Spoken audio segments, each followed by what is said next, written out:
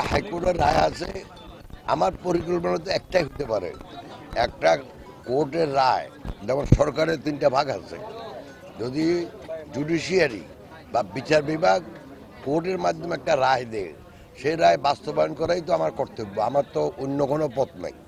তো এটা আমি গেলেই ওই রায়টা ভালো করে দেখে যার সাথে কথা বলো সবার সাথে কথা বলে যেন এটা বাস্তবায়ন হয় সেই ব্যবস্থা নেওয়ার দিকে আসবো ইনশাল্লাহ। এটা আমি পার্মানেন্টলি চিন্তা করতে যে ইপিজেডেই একটা পরিবেশ অভিযান নিয়োগ করব, যেন সে প্রতিদিন সকাল থেকে পুরো রাত চেক করতে পারে, ইটিভি কাজ করতে চাই না। এটা হলো একটা সাইড।